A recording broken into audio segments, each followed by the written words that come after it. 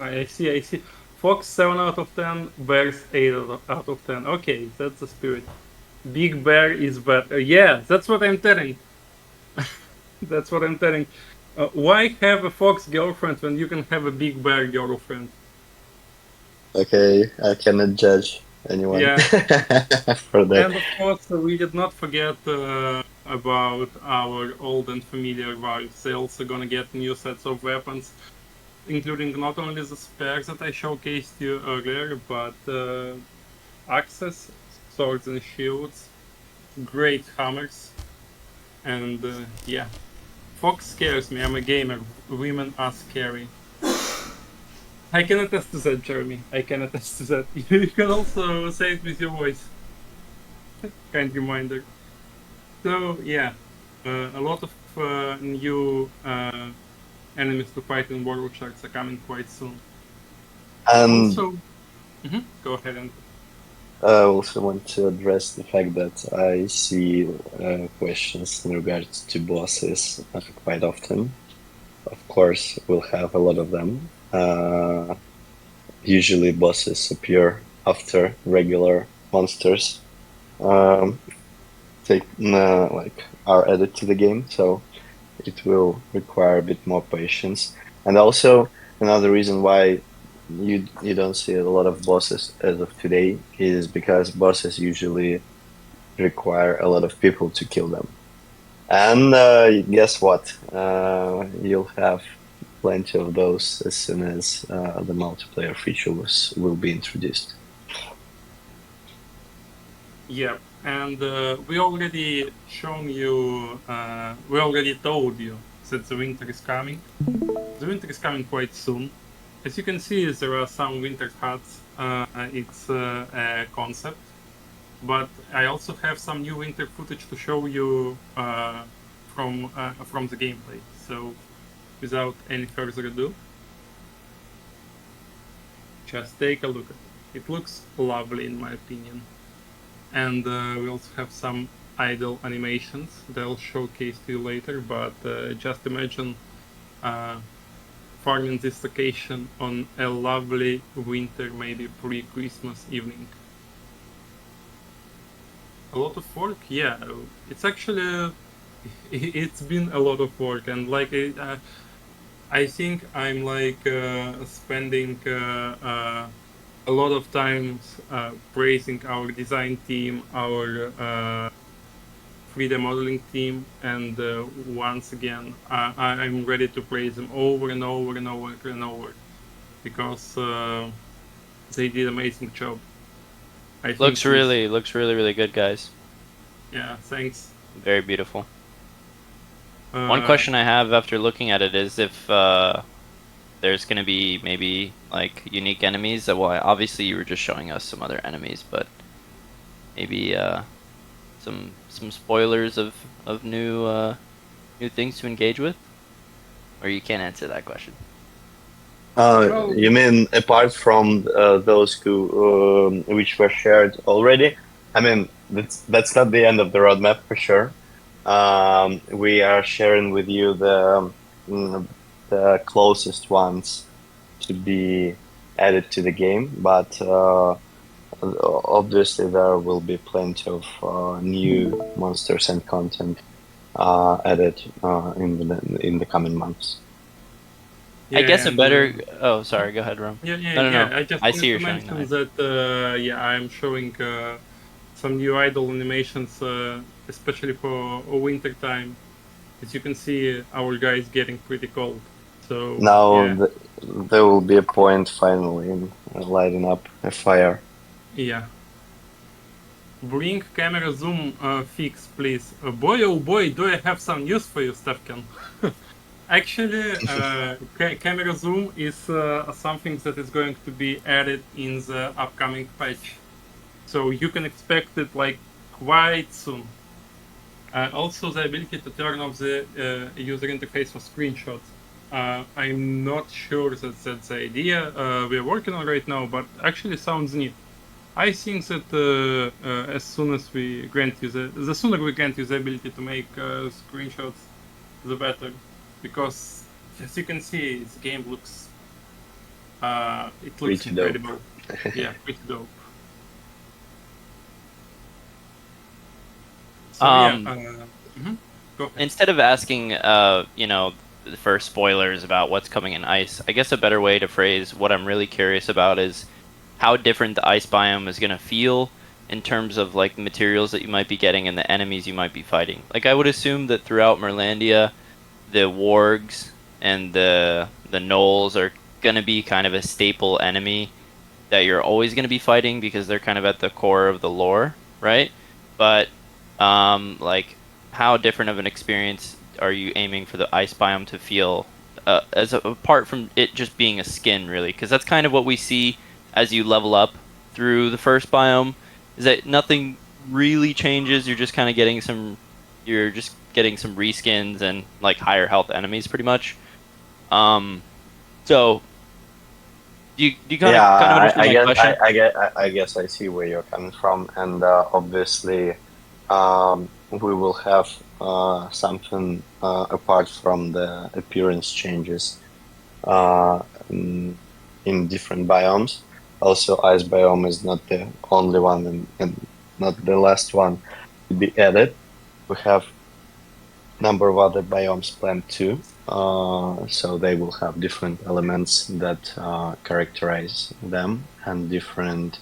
I mean, I cannot share a lot of specifics right now too, but Sure. in a general sense, you can expect some new mechanics or new characteristics of the items or new consumables that could be used there, as well as some unique to biome mechanics or enemies that should be addressed in a different way than those that you can meet on other biomes.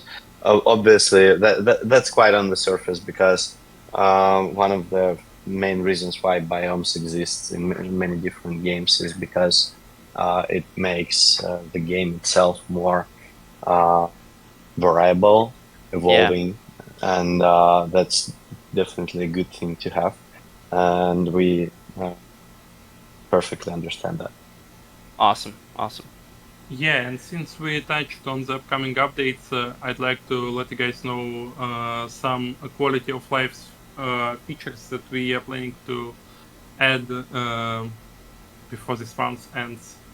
So, one of them is related to rune collecting. I guess everyone, including me, got like this soul-crushing feeling when you've been fighting a mob somewhere near the cliff, and you expect to beat it, and then it falls off the map, and you get nothing because he simply And lights of up. course, Yeah. only monsters with 20 runes drop out of the island. Drop So out of the map. Yeah, it was something that Andrew personally designed.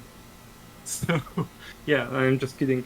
Right now, mobs will no longer fall from the map forever. actually, they will just They will, return but back they will return. Yeah, like I said, they won't stay there forever. They will come back. and will bring their friends. Yeah, in order to get some revenge on you. Foolish Sand, I'll get through your book as soon as I'll finish describing the upcoming features.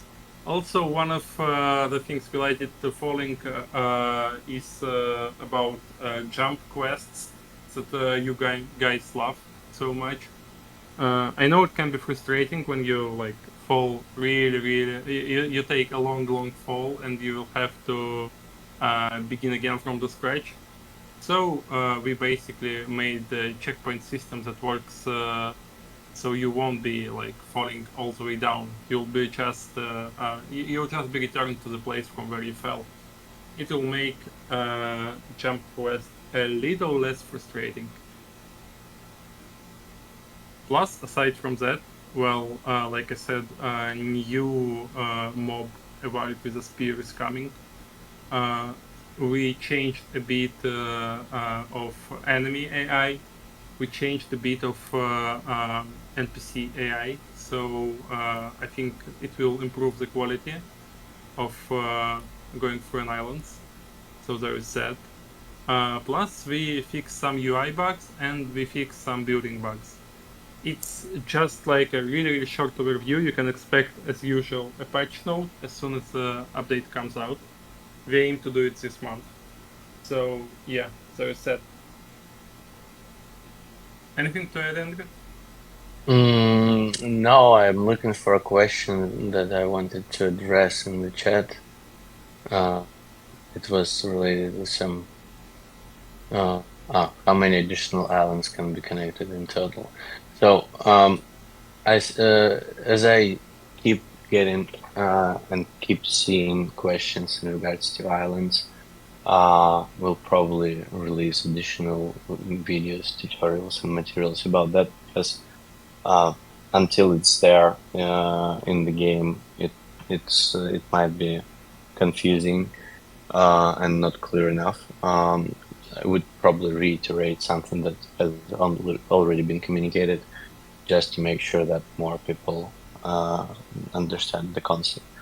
So there are two, you can put it this way. There is a main island that every player spawns on in the beginning, which is free, available to everyone, and so on. And there's founder islands that can alter this main island. You cannot, at least for now, we don't design it that you can get rid of the founder islands of the main island. You can either improve it by having a founder island, or you can attach something to it. Main island will always be there, and that's like your anchor point of your player's home location. So and that is also that also highlights the uniqueness of the founder islands, because basically this is the only way to make your default island and central island to be better. They are very limited in issuance. They will be distributed until the end of early access, and after that there will be no way, no other means to improve your central island. And there's additional islands that could be added to that. You can think of it like placing something around your main island. Those would have slightly smaller capacity than main island. They will still have different rarities and slots for like workbench artifacts, and they will be enabling participation in the Web3 economy as well. But you won't be able to kind of have your main island be replaced by additional island.